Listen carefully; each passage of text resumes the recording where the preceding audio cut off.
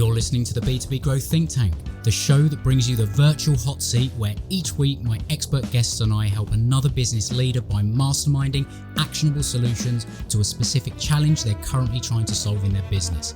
So if you're looking for answers to a specific challenge that you're facing, that if you could solve in the next 90 days would have a huge impact on your growth, send it in to thinkttank@thinklikeafish.co.uk and we'll see if we can feature you on the show.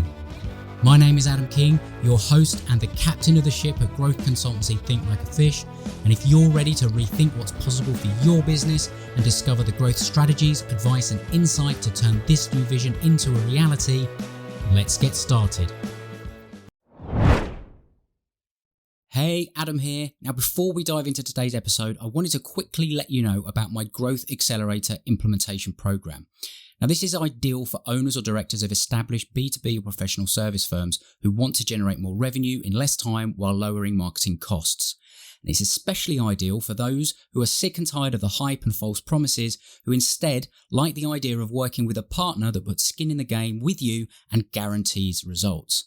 Now, if that is you, then the Growth Accelerator implementation program could be the perfect solution to setting you on the path to sustainable growth. Because when you partner with me for 90 days, I'll help you implement a simple and scalable business development system that is guaranteed to generate at least $500,000 of new revenue for your business in the next 12 months. And if you like the sound of this, make sure you visit thinklikeafish.co.uk/accelerator and watch the short video that explains how it all works. But before you go and do that, let's get to today's episode. Hey, how you doing? Adam here. Just to let you know that this is the second panel that was recorded as part of the live stream relaunch of the B2B Growth Think Tank. So while you can listen to these as individual episodes, it may well help if you go back and listen to the first one in order. But this is really just to showcase the new format of the show with the virtual hot seat and kick it off with a bang. So I hope you enjoy it. I would love to know what you think. You can also watch the full live stream broadcast in the Facebook group at thinklikeafish.co.uk/FB group. And as well as watching that, you can watch other live streams as we do them, these kind of panels again, other live versions of the show, and you can interact with me, guests, listeners to the show, all going in the same direction, sharing the same philosophy. A rising tide lifts all ships to help each other grow our business. So it'd be great to have you there. But enough about that. Let's get to the episode. Who we have on next, we have Chris Bruno from Social Inc., Amy Woods from Content 10X, and Jake Wolkas from Destined to Scale. So guys, if you are ready, I am going to bring you on, so please do not say or. Hey guys. Hello. Good morning. Good morning, Jake. It is morning for you, isn't it, at the moment? So we're Great way to start the day. So I'm not sure how much of the first one you caught, if any, but I'm looking forward to this one, especially in light of what we've gone through. And what I just want to quickly do is start off is, each of you have been on the show before. Chris holds the title for most featured guest, because you came onto the show once, and then right at the beginning of this whole COVID situation, we did a bit of a collaborative sort of social Zoom call with Travis Ketchum as well, and we got Zoom bombed, didn't we? That was fun. So much fun. that was a shocking one. Was very, very horrible content that was shared in that call. So yeah, Chris, you were down there at episode 34, the big lie with social media marketing, and that Zoom bombing episode was number 58, where we did manage to get onto a different platform and complete it. And Amy, you were on episode 64, the smart way to use content to reach clients, have more impact and grow your business. And Jake, you were episode 23, find the hidden equity in your business. And I know I keep banging on, but we spoke a lot about selling the sawdust in your business. And I've loved that term ever since I heard it. So what I want to do quickly is find out what you've been up to since we last had the conversation on the show. And what's going on for you? What's exciting you guys? How about we start with Chris?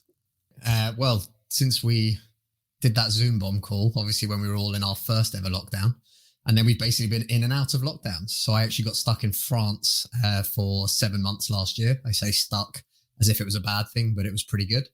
And to be honest with you, probably like most people, it's been an up and down bit of a roller coaster ride, right? There's been clients that we wanted to help and we've done everything we can do to help, but obviously money issues, their own income streams literally drying up overnight. So we did what we could to support them. And then at the same time, we've been very lucky to work in a couple of industries where they haven't really been affected or haven't been adversely affected. So we managed to kind of help them to continue to build on social media, content creation, basically just continuing to get their message out there. And I think that's the biggest challenge that we try and solve for people is sharing more, being more human, being more social on social media. So that's about it, really. To a certain extent, business as usual now, or at least that's how it feels, kind of coming up to a year into to the COVID lifestyle. But yeah, that's me in a nutshell. Cool. Yeah, it's as you say, it's the roller coaster. It's the up and down, and yeah, we've all got our own stories that's happened to us during this time. So yeah, it's a reality, isn't it? So Amy, how's things been for you? I know that you and I are in a similar situation with the homeschooling and all the rest of it, and we've exchanged sort of emails at interesting times of the day. So what's been going on for you outside of that? How's the business going? What's new with you? Yeah, so last time we spoke, it was the depths of lockdown as well, and here we are again. But what's been going on, I guess, quite similar, really. So we've been trying to stay as agile as possible to respond to our customers' needs through, the roller coaster that has been the past year. I guess making sure that we use that competitive advantage of being a small creative agency versus the bigger giants, and we can respond quickly. So we've been working hard on that. Again, similar, we've had clients that have left us, businesses as, almost gone overnight, or they're certainly experiencing some quite severe trauma. And we've tried to support them, but they haven't been able to stay. But then we've had an influx of new clients. There's lots of opportunity at the moment as well. So we've been making the most of that, supporting the new clients that have come on board, understanding their business, focusing a lot on LinkedIn from a content perspective, as well as podcasts and video. And yeah, really just continuing to, steady the ship, a few steps back, few steps forward as it is in business. But yeah, we're still happy and things are still going well. Awesome. And Jake, just before I get to you, I want to, share with you a fan comment. That's not going to put you under any pressure. Wow, a great line at Line Up. I know Jake Orcas and he's awesome. So yeah, with that to put you under pressure, Jake, I know that you've been up to quite a number of new things. So and one of them being with your better half as well. Yes. So why don't you tell us about what's been going on there and how that's working out? Yeah, first of all, I pay Tobin to say stuff like that on every panel that we work on. So good job, Tobin. Yeah, I think last time we talked, I don't know if Ashley, my wife, was fully folded into the business at that point. I think we had collaborated on some stuff in the back end. But yeah, so we had since we kind of, when COVID really kind of hit, I actually started getting inundated with people trying to figure out how to one, transition their business from the model they had, and they're trying to play catch up.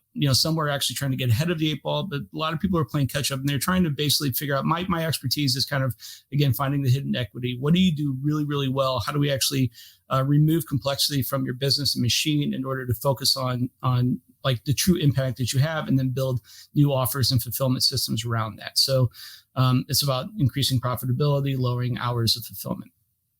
Perfect for COVID.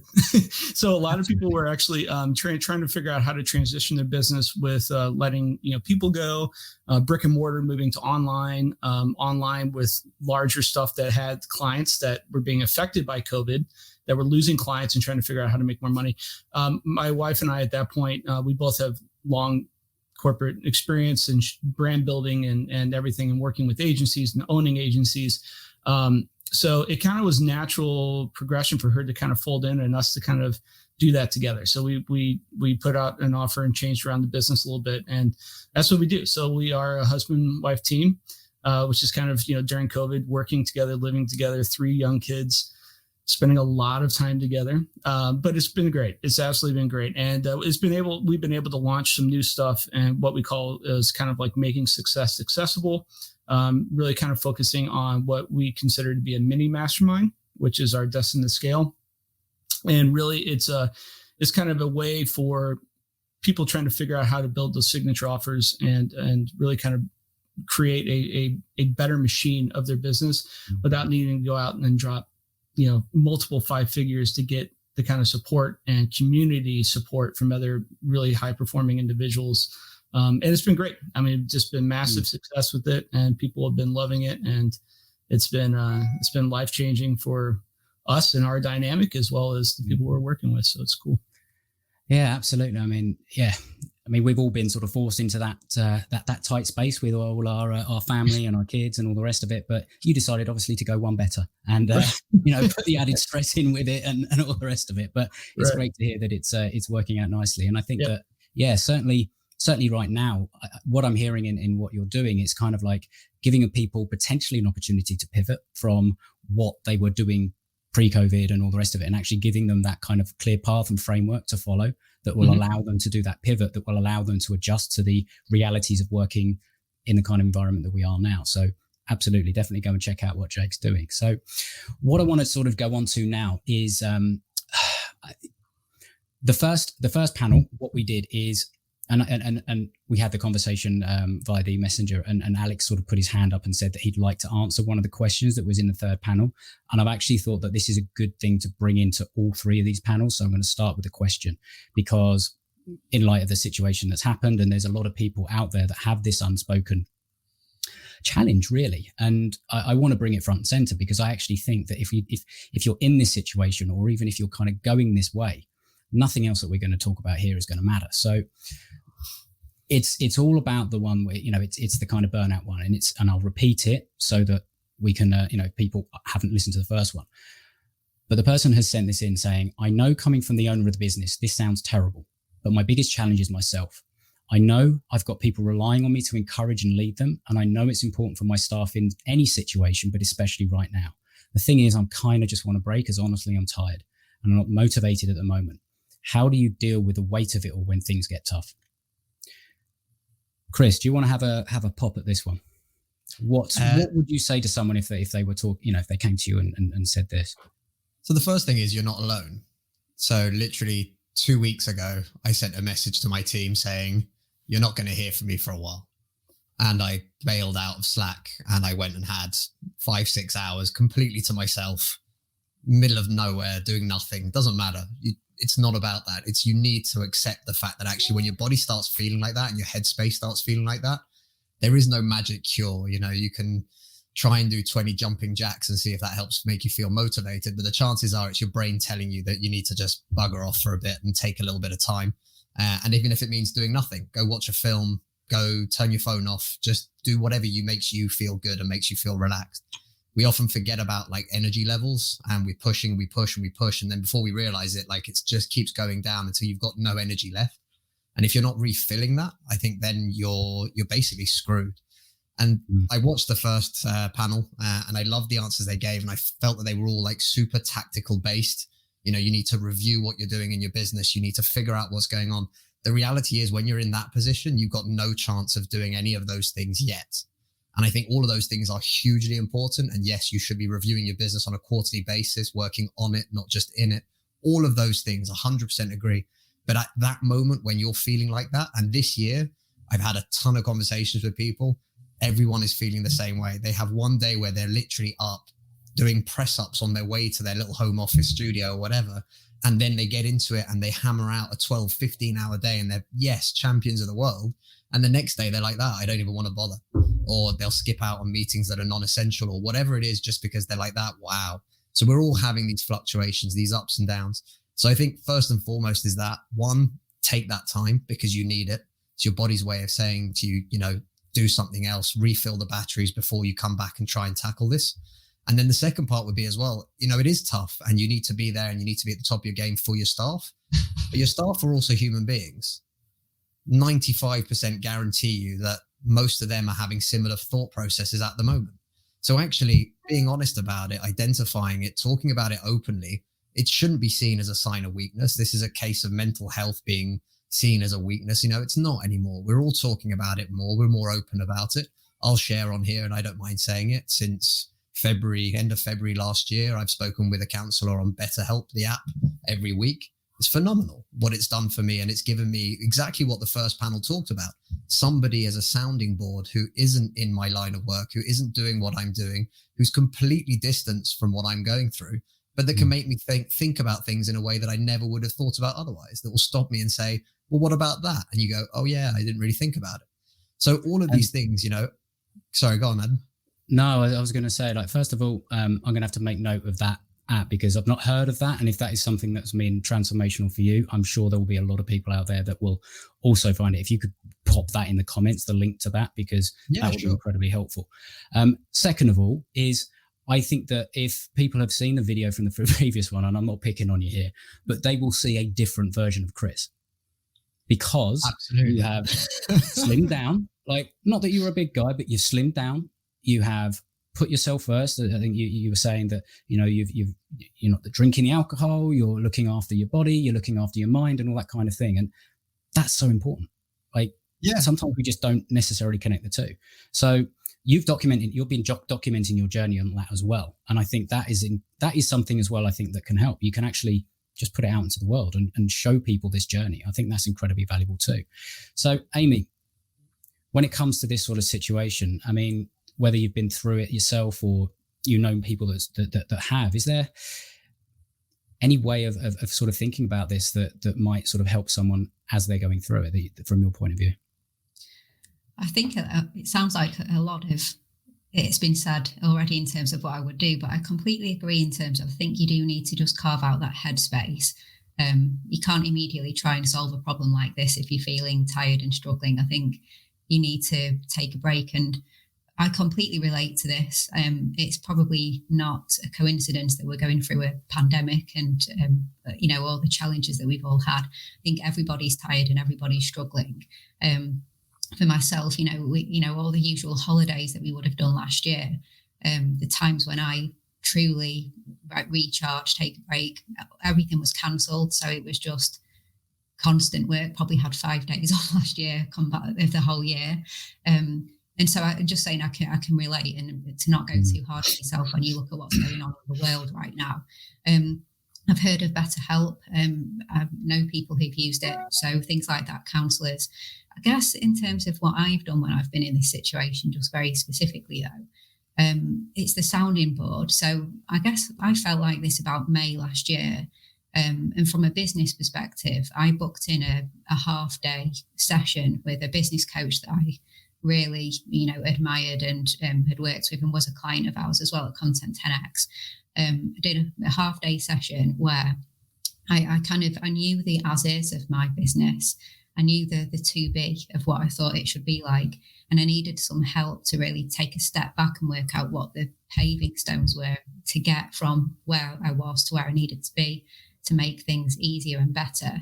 So I think from a practical point of view, perhaps working out, it's so important, the word team. There's a team there. There's people there that you can help. And if you're tired and struggling, how are the team structured? What are you doing? How can you delegate? Do you need to do a little bit of a restructure? All that kind of stuff. Work it through with somebody else and work out the steps to what you think would make things better and easier. And I guess, that you're not alone, and don't try and fix it alone. But be practical and go easy on yourself as you try and work through it. The value of an objective perspective can be truly transformational in the quickest time that you just don't realize, because we can be so close to things we can't get out of our own way. And so actually finding someone that you, as you said, admire, or you trust, or you maybe have worked with in the past, and getting them to come in and just take a look at things, just like force yourself to get away and have someone else look at it with you. Massively beneficial. And you're right as well, sort of, thinking, right, just some light relief. We haven't had the holidays. This whole situation, I think, has literally just been it's been a tax on people's fun.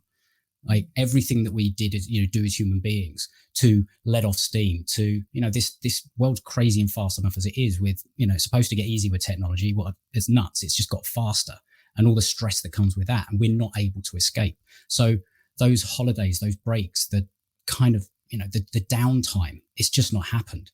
And that is really difficult. And as a fellow parent and in the UK, one of my things that has helped at the moment is listening to the podcast Lockdown Parenting Hell. I'm not sure if you've heard it, but it's Josh Widdicombe and Rob Beckett, two comedians, two parents. They bring on famous comedians.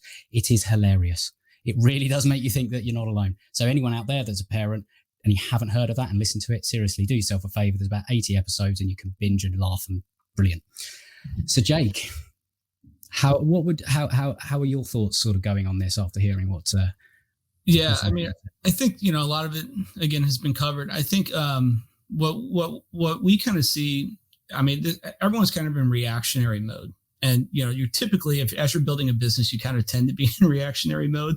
Even if you think you're planning, you kind of react. And that's why we end up, going off and starting businesses and becoming entrepreneurs only to work twice as much in some cases, So I think, and like you said, like you might go off and do some push-ups and take a walk and kind of clear your head and then go have a 15-hour day and really just knock it all out.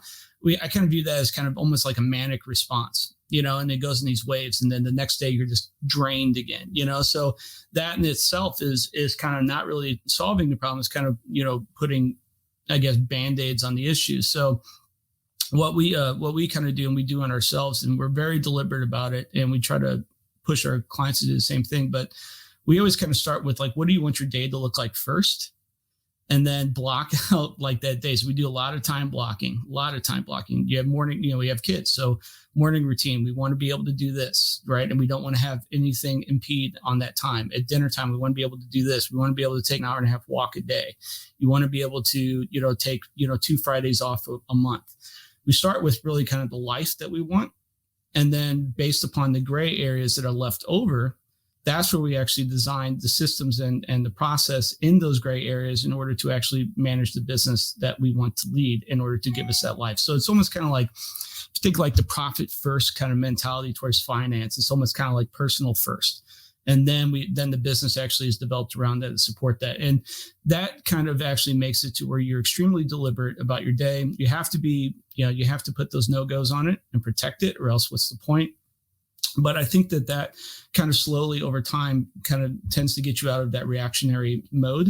So we're not having those manic things. And of course, things creep in, fires happen, things happen that you have to react to. But it's just, I think even having a more deliberate approach to how your life works than the business to support it, it changes the way you kind of go about it. It has for us. And then as far as like you're talking about talking with people, I haven't done the apps or anything like that. It sounds fantastic. I'll look at it. But we actually do, we started actually paying for like office days with a coach that we really like. And that's just, again, just like you said, can't read the label from inside the bottle. We need to reset. We need to make sure we're on it. We make sure that we're kind of still heading towards our goal.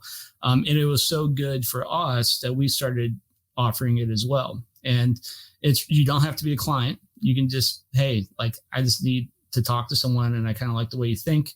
And I need a fresh outlook. Am I going right? And now, those kind of things, if you're not a client or someone, we're pretty cognizant of the fact that we can't go too deep and give you a bunch of stuff. So we keep it pretty general and really kind of just talk about what their goals are and whether or not they're kind of, we see that they're set up for it. But, you can cause some damage getting in there and messing around with stuff if you don't have those origin points. But it's good just to have conversations. I mean, that's kind of what it's about. And I think, even if you don't go deep with people or anything like that, one of the big things that I think that we sometimes forget is being heard can really, really make a difference. Somebody gives you like that very focused time when they listen and focus on you, because in a normal everyday life, certainly with kids and family and all the rest of it, you just get lost. Sometimes you feel like you're at the you push down the pile, and that's everybody in the family. It's not just one person. Yeah. And being able to give that focused attention, like that can be incredibly valuable. Like actually being seen, actually being heard, and that's the value of other people. Yeah, and it's kind of funny in those office days. I mean, really, what we try to focus on is just asking better questions. So it's not really like telling them, giving them responses. It's more of asking just better questions, like multiple layered questions. And they typically end up telling themselves what they really are kind of looking for and getting there, because you have it. I mean, something's wrong. So you have an answer there. You just need to, surface questions, get surface answers, get anywhere. So we that's what it typically happens. We don't have true like knowledge of exactly what's going on. It's just, like I said, asking better questions and listening and helping them kind of find their own answers. So, and it's certainly a theme that's come across the first panel, this panel. But to be honest, it's a theme that has gone throughout almost every episode that I've done of the previous version of the show, and that is the importance of outside help, mentors, coaches, all that kind of thing. And it's getting that outside perspective. It's having people there to ask you the questions, either that you don't know to answer, because if you don't know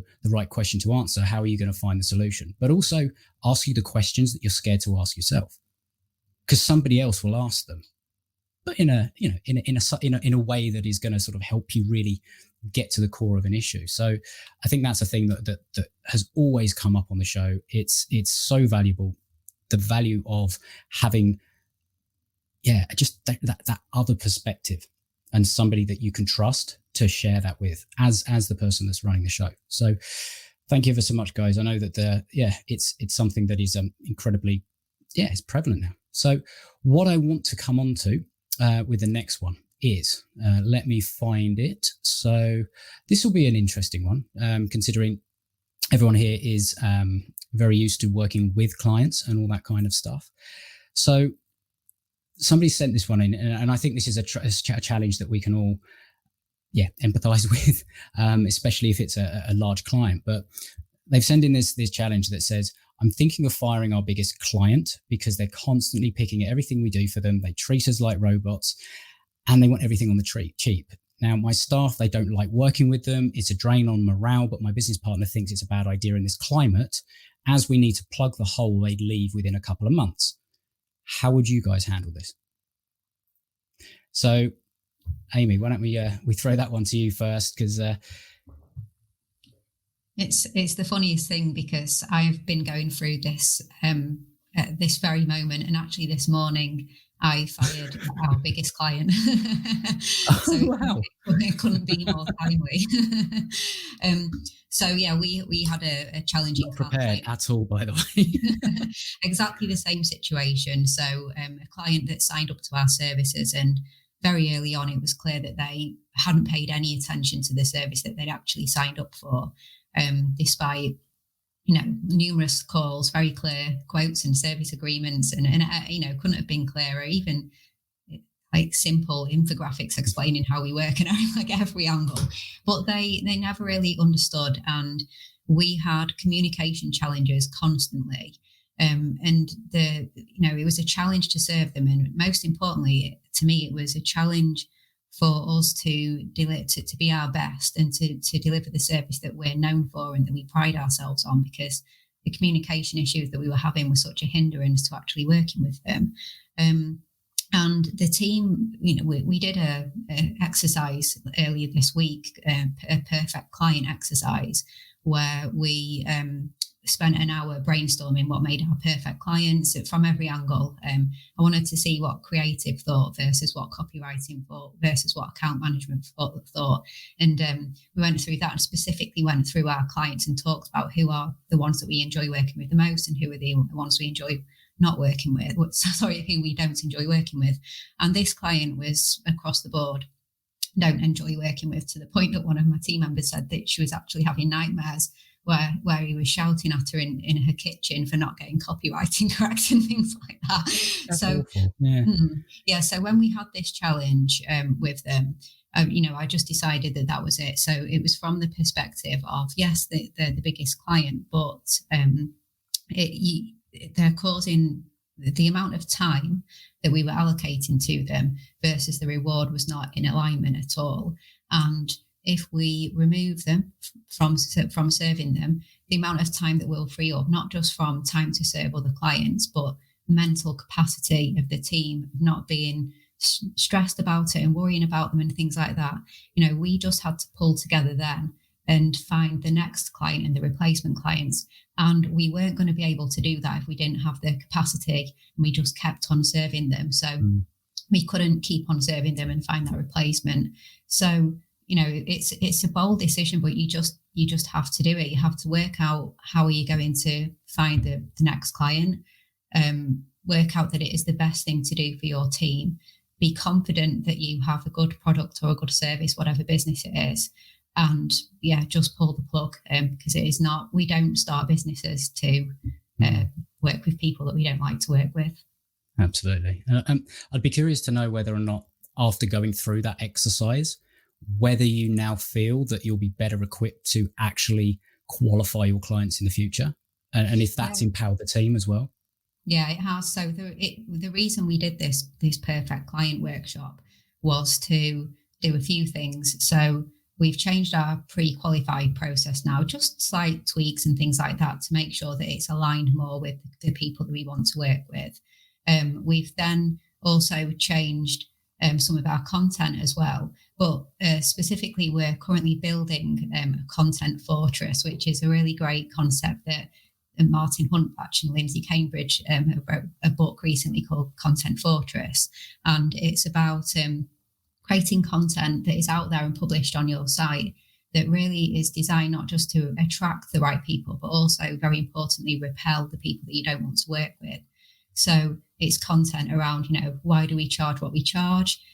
Things like that, how, why you might not be the right client for us, and then write about the client, the kind of clients that just don't gel well with the service or the product or whatever it may be. So we did it to build the fortress, which we're going to build into our prospecting service now. Our prospecting and the sales process of just sharing some of these articles and some of these pieces that are published on our site about who we like to work with and who works well with us and who doesn't. So it's kind of aligned all the way through, from the content, from prospecting, from the sales process. So I've tweaked the questions that we go through during the sales process, because it's just as much about us deciding if we want to work with them as it is about them deciding whether they're going to say yes as well. So it's kind of like the red velvet rope policy that I think Michael Port talks about in Book Yourself Solid. It's having that up and very clear who you will let into the nightclub and who you won't. So that's totally serendipitous that it literally had happened this week. So really interesting to get the perspective of someone that's literally just done it. So Chris, I've got to come on to you last, because I know you've got a bit more of an aggressive stance on this sort of thing. So Jake, how would you anything you would add? That's perfect. First of all, congratulations for recognizing that and making that decision. That's incredible. I love hearing stuff like that. I'm actually excited to hear Chris's aggressive stance on this. Look, so sometimes I need to be more aggressive with it, but I think everything that we've kind of worked on, especially in the past year, is about alignment, and not only alignment with what we want to do and who we want to serve, but alignment with like who's actually going to benefit the most from what we do, and making sure, like you said, working on content, that alignment starts way up the chain. Just getting people in and putting them through kind of an application kind of, gate to see if they're right for you. I view that kind of as stage 3 of that alignment process, right? It needs to happen so far up the chain that, it's kind of a natural progression. So a lot of what we're doing, especially with one of our new lead of sales that we are bringing into the fold, is that we really are attracted to him because that's his specialty, is really kind of making sure that the messaging, everything is completely on point, way up the chain. So anyone that he or the team or whatever gets on the phone with or starts to qualify, it's kind of a foregone conclusion. And now you're talking about minute things. And I've seen people even go as far as saying like, hey, listen, I show up, maybe 5 minutes late to meetings. Is that going to be a problem? And seeing how people react. And and you shouldn't do that. I'm a stickler on time, but they recognize that happens with them. And they recognize that actually becomes a problem with some of their clients, and it causes bitter things. And they just say, listen, that's a sticking point for us. We recognize this is a sticking point for us. Is that going to be an issue? If that's going to be an issue, then I don't know. Something that minute can be a little bit crazy, but it's really about alignment. And I agree. I think that holding on to a client purely for the money, again, we all know about scarcity and abundance and velvet rope, but it's detrimental to the team. It's detrimental to the growth. It will not serve you correctly, like you said, capacity, mental bandwidth. We're big on effective hourly rate. We don't do anything by hourly rate on the outside, but we track hourly rate. Like how much is this process profiting for the business. And it's not only effective hourly rate from a financial standpoint, but it's also from an emotional and a just, emotional state like standpoint. Is it draining? And if it's highly profitable, but it's draining, then that's off. It's not an equilibrium there. So we, stuff like that. We try to get out of quickly, and we try not to get into it. That's the biggest thing. Yeah. And then we find ourselves. You can just look at the you can look at the balance sheets and all the rest of it, and money coming in, money coming out, and all the rest of it. But ultimately, you're not going to see the actual impact of that situation on the balance sheet right now. Right. But you might start seeing it down the road where productivity drops, and you can start seeing it on that balance sheet. But it's kind of knowing that you need to take the action now to stop seeing the impact on that bottom line. Because, And we definitely have different levels too. I mean, if someone's actually being rude and people do not enjoy working with them because of personality stuff, then that's immediate, like red flag. We have a problem. Like this is unacceptable. Right now, issues with kind of timing and structure and how so-and-so likes to work and they like this and all the little, bits and pieces, those can be massaged. Personality is very hard to actually change. So if we recognize a personality comes to the table that just doesn't jive, then that's that's an easy decision for us. It's human. Yeah. That's human relationships. And it doesn't matter necessarily how well you work at the beginning, setting all the expectations, making everything very clear. I think in Amy's example there, sometimes it just doesn't click. It just doesn't work. And that's okay. Yeah. We don't get along with everyone. Yeah. But it's the way you do it, I guess. It's how you sort of view, because at the end of the day, you don't want to literally, leave with a real sour taste. You want to do it in as I guess the best way possible. Sometimes it won't work. Sometimes it doesn't happen. But there's a way of doing it. And to that point, I mean, we're not big on burning bridges. Sometimes you just got to go and say, hey, this isn't working out. But it's also things saying like, listen, I think you might be better suited for this, or it's somehow we try to, we don't like kind of sour grapes kind of situation. That doesn't help anyone either. But I mean, and typically they kind of feel the same thing on the other side of the table. They're not happy. There's a reason why this isn't working. It's not one-sided. And so you bring that conversation to the table and you do it in a mature way that's talking about the benefit of both businesses, then you can pretty much kind of agree to divorce and go your separate ways. So. Absolutely. Very good points there. And Chris, I know I kind of I've sort of set you up there in terms of, and what I don't mean it's aggressive and all the rest of it, but we did actually have a bit of a conversation around this topic a little while ago, and you have an opinion on it. So let's hear it. Send the boys round. Straight up, send the boys around, smash the place up. No, I'm joking, obviously. No, I think, again, Amy, completely the right choice. Chasing money is the biggest surefire way to potentially go bankrupt, which sounds counterintuitive, but you'll be miserable. Your team are going to be miserable. Their creativity is going to go down. The work for other clients that they do enjoy working will suffer. So otherwise, your other clients won't particularly enjoy it.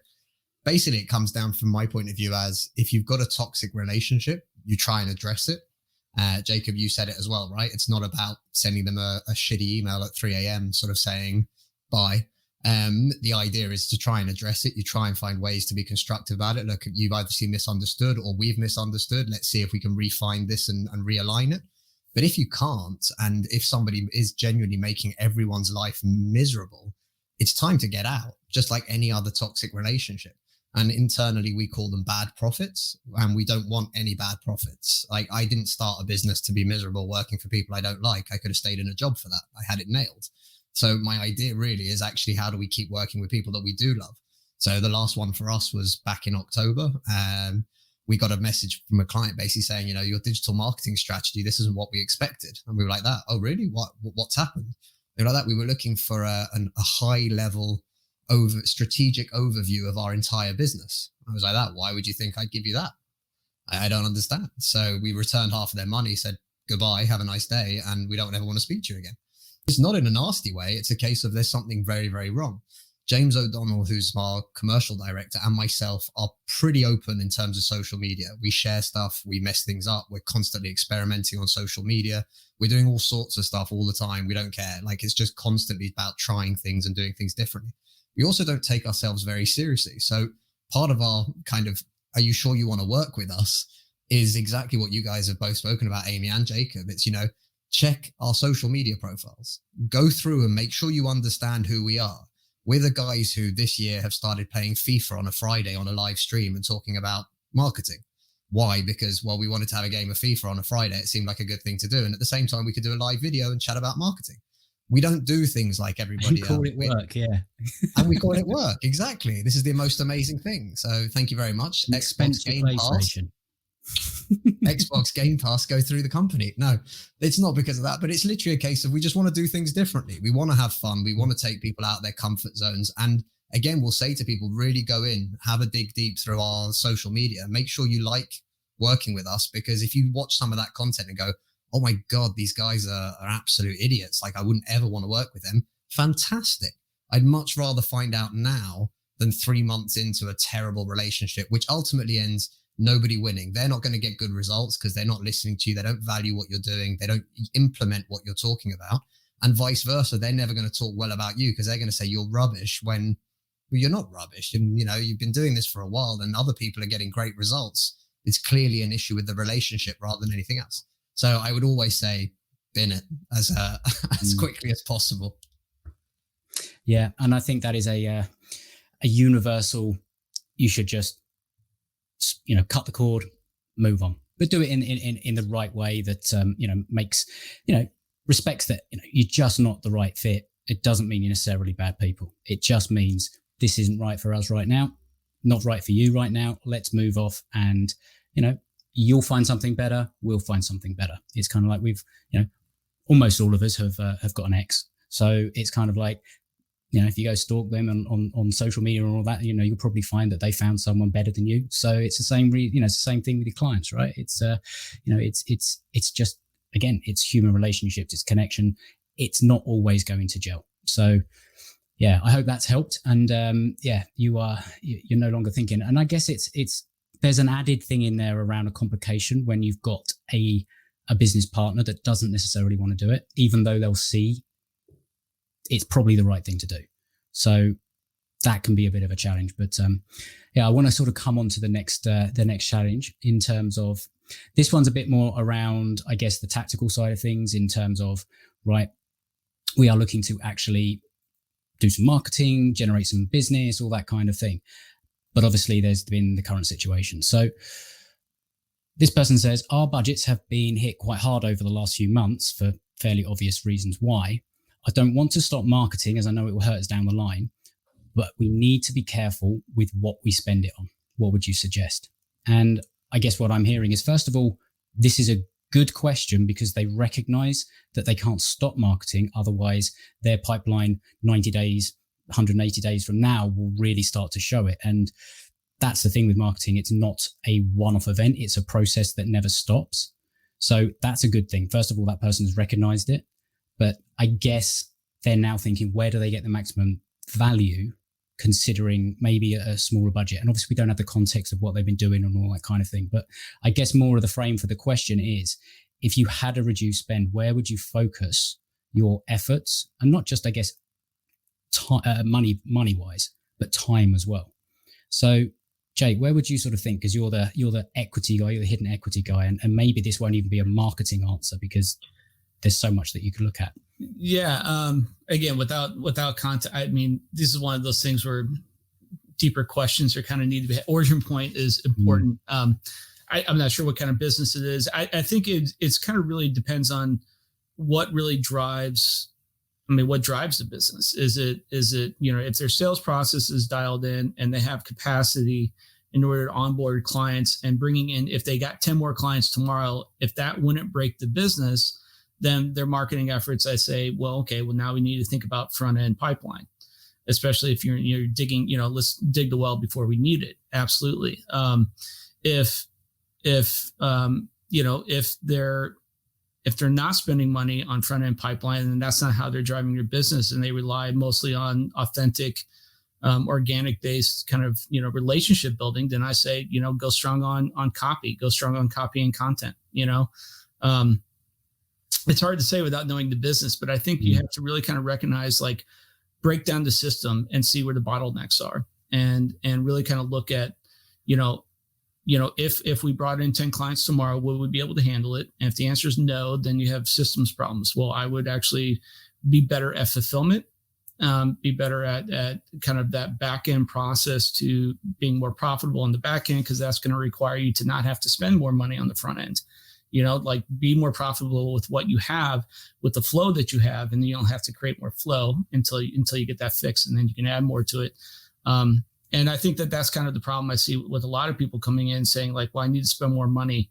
It's like, well, putting more money into a machine that's not working correctly is just going to hurt it even further, So, but as far as like marketing goes, yeah, I mean, if you have the back end, you have the fulfillment process, then I would, look at, where are your people really coming from? Where are your best clients coming from? Where do you show up best? If you're great storytellers and people love, interacting with you and seeing you playing FIFA on the, Friday and stuff like that, then it's content, go content heavy. And if it's B2B and people need to see kind of white papers and absolute maximum results, then you need to focus on, digging yourself into that industry. I mean, it's kind of it's a tough question without knowing exactly what it is and the ins and outs. But I think it's something that should not be done, like, just be, a flippant kind of like, oh, we're just going to dump money here, especially if you're worried about cuts and worried about, we have a finite amount of budget. Where do we spend it best? Well, I mean, you got to break it apart and see where the issues are. And then, I would kind of just, look at, like, where was the best situations? What came from there? I mean, again, the old adage of, throwing spaghetti at the wall. We see this a lot with something when people get into a corner like this. You throw spaghetti at the wall, you find a noodle that sticks, and you go, okay, well, that was cool. Then you go grab a whole handful of different noodles and you throw it against the wall. It's like, no, it's like, that thing worked, do that again and again and again until you guys are right, until you guys figure it out, until you guys master it. Then you can start thinking about other things. But it's fastest path to cash. And that typically comes by looking at what was your fastest path to cash previously. So, yeah, and completely agree. It's difficult without context, but I guess one of the reasons why I think having you guys answer this is, it's almost like what you touched on before. It's really not necessarily about giving somebody the answer. It's asking them questions to go and think about themselves to help them answer themselves. Because maybe they are only thinking, right, well, we need to do the front end stuff. But actually, they would be better considered not going and doing the things that they might have been doing on the front end, but actually now looking at possibly the most valuable asset that any business has, and that's their existing clients. Yep. And looking at, right, what more needs do my clients need? Can I service them in a different way? Can I create something that will serve them in a different way? Yeah. Can I go to my clients and, see if there are referrals that were in my clients, all that kind of thing. Like, it doesn't necessarily have to be all on that sexy front end stuff. Yeah. It goes back to our sawdust conversation the first time we talked about, it's kind of like you have those assets in there, and investing in expansion growth is, the dollar goes a lot further than net new, investment. So, and net new being new people coming in, new prospects, new stuff like that. Expansion is basically saying, hey, listen, we have something that works. These people, how can we grow this business and grow our piece of the pie versus going off and trying to steal someone else's? That's an expensive move. So if you're budgeted, then sometimes growing your own pie is the fastest way to actually hit that growth trajectory that you really, really kind of desire. And Amy, any sort of thoughts to add to what Jake said there? I agree with everything. I think when I first saw this question, my instinctive response was, well, what's worked in the past? Like, what have you done that worked in the past? understand that, look at the data, and go, more in on what works. If you've got a limited budget, marketing is always trial and error. It's always working out and putting the time in until you work out what happens and what will be best for you.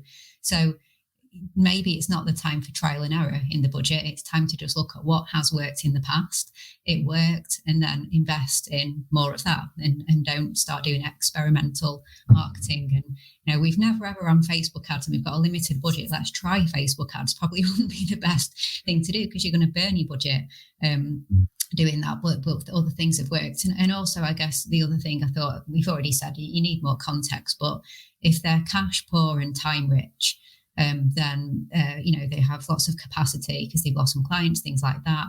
Then content, you can lots of content of different formats and different ways that you can create content, and going in and looking at the things that you can do that require more time of your team and you as well, like reaching out to current clients and having conversations of who they could refer you on to, looking at people who've inquired in the past, asking if they'd like to jump on a call, see if you could help them, things that are more heavy dependent on time. So if you look at, you may not have much cash, but you do have time. So how can you deploy the time effectively to those marketing activities? But yeah, and I agree with everything said before, but just it's not probably the time to burn that budget on experiments if you know what works.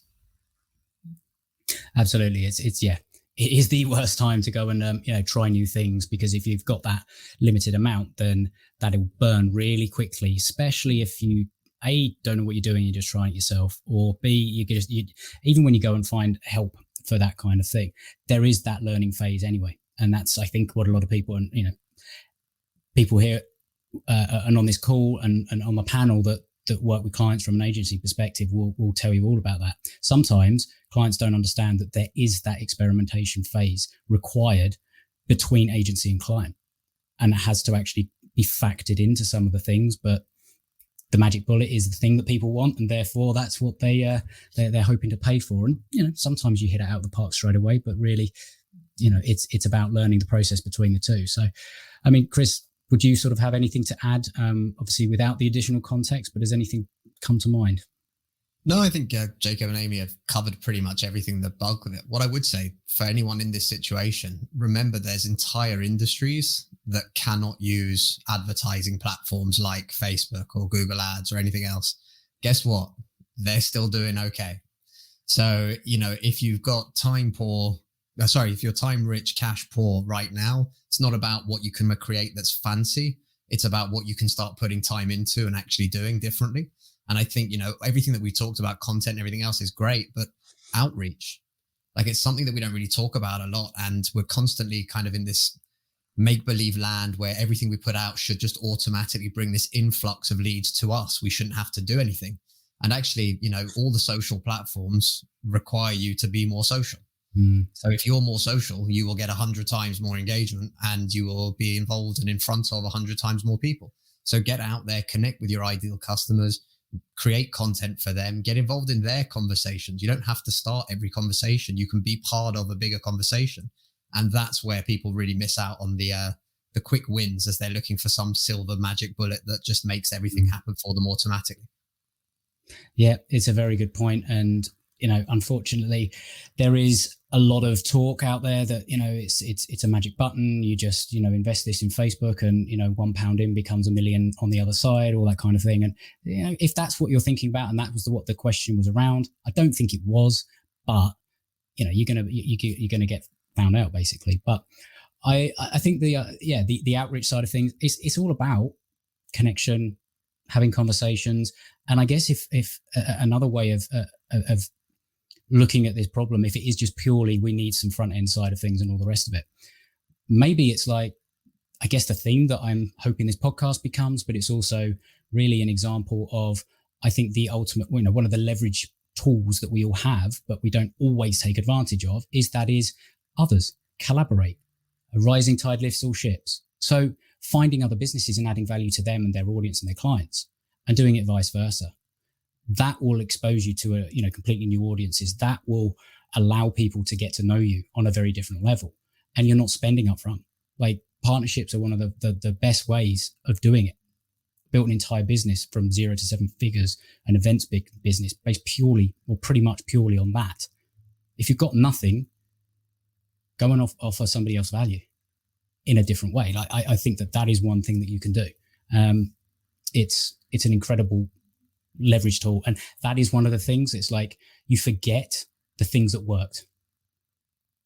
Actually, reciprocal partnerships can be one of the most beneficial. Joint ventures, I know, Jake, you're a massive fan of them, that kind of thing. But we don't have time to go into those because I am very aware that we are approaching the top of the hour. So I just want to say thank you all ever so much for your input, for joining me.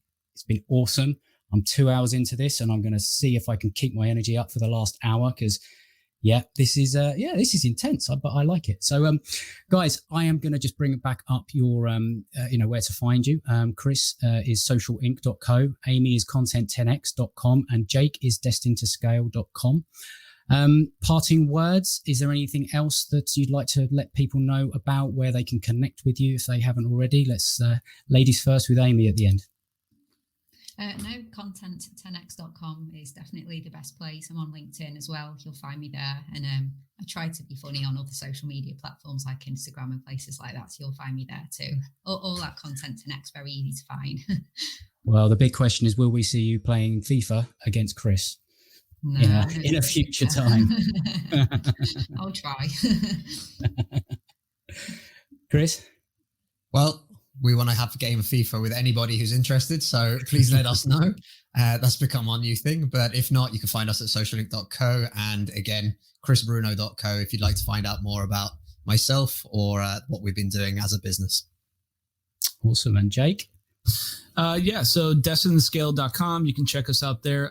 Typically, Facebook is the fastest way to get a hold of me, message me. I also started doing a lot of regular rooms on Clubhouse. I do that pretty much daily. And it's been fantastic. That's actually been a big shift for us. It's amazing. So if you want to check that out, let me know if you need an invite. I have lots of them. But yes, you very kindly provided with me with one. So thank you very much absolutely. For that. Yeah. But other than that, so we have lots of virtual events planned for this year. So that's a big push for us this year. Lots of virtual events. So if you ever want to come and join us and talk about scaling your business, and they're affordable. But that's our interaction thing. So yeah, let me know. And I think you got one tomorrow, haven't you? Is it tomorrow? I have a 2-day starting Friday and Saturday all day. Yeah, that's the first one of the year. It's a big one. Wow. So. Even more gratitude for you coming here, because I know planning these sort of things is it takes a lot more time than you realize. So thank you guys ever so much for being here. It's been wonderful to connect with you again. I hope you've enjoyed it. I hope you've enjoyed the format. It's a little different. So playing with it, getting used to it. So thank you ever so much for being part of it. Really appreciate it. Thank you. Thanks for the invite. Great talking to you. Nice meeting you guys. Cheers. Right, so panel 2 done. We have a couple of the guys in the room waiting for the next session. So I really do hope that listening to this, watching this, you're starting to see where I'm trying to take this, with really just getting into the mind of people that have been doing or running businesses for a while, have got the scars, got the battle scars, they've got the wins, and really it's about, I think as Jake touched on there, it's kind of what I'm trying to do is help people ask themselves and each other better questions, because that will allow everybody to really, that rising tide lifts all ship, the collaborative approach, because, that again, the old saying, a problem shared is a problem halved. I think it's so true. And I think if we really think about how I have this belief and this view that rather than trying to change the world, if you just try and change or help the person next to you and encourage them to do the same, it's that collaborative and that ripple effect that will actually do the good that everybody wants to be able to do. Most of us want to do.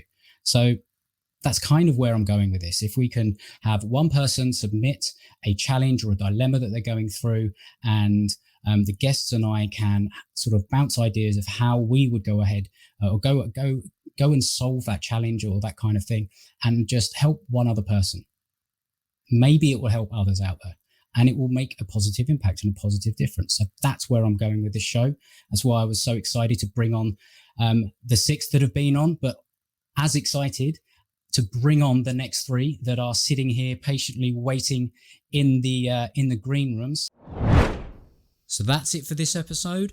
I hope you found it valuable. I hope you got some great ideas that you can take away and apply to your business to help you grow. If you did, please share it with somebody else that might also find this valuable, because they will thank you for it. Also, to let you know that I have a podcast gift page where I put a lot of resources that I love to share with my listeners. You can find the links to join the Facebook community there, and you can get my book, The Conversational Relationship Marketing, and the audiobook version, all for free, plus a number of other resources I'll be adding over time on that page. So make sure you head there to thinklikeafish.co.uk/podcast gift, and you can help yourself to the things that make most sense to you.